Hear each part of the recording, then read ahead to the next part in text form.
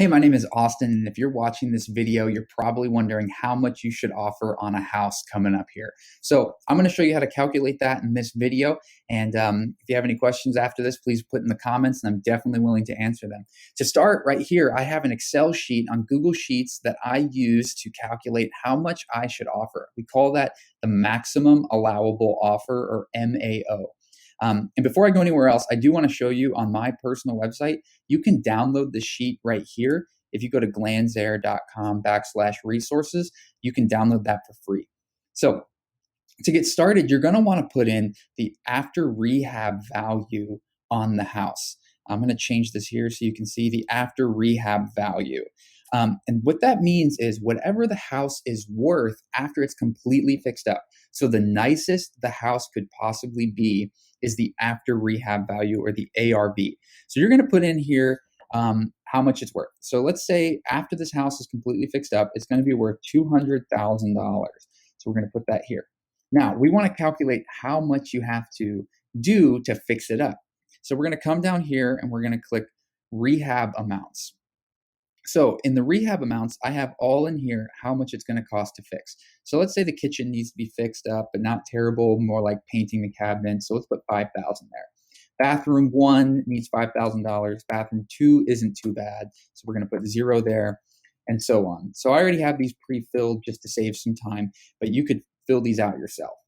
If it needs a washer and dryer, appliances, those are things that'll hit you pretty quickly. And if there's any bigger items you're going to want to check out on the house, plumbing, AC, heating that needs to be done, maybe the furnace is 10 to 15 years old and that's going to be needed to be replaced. So you can have all that there. Now, if you go back, I have this already calculated in here, the rehab amount. So the rehab amount total after all of these things are added up is $35,000. So that's automatically put here into the total.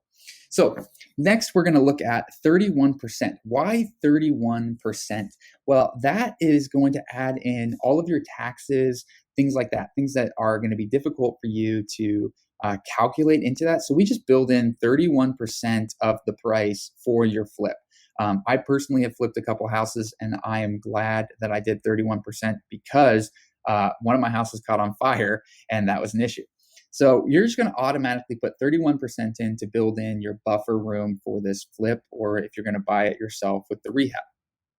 So the after rehab cost, okay, what does after rehab cost mean? Well, if we click this, it is the after rehab value minus the rehab. Okay, so the rehab amount minus the ARV.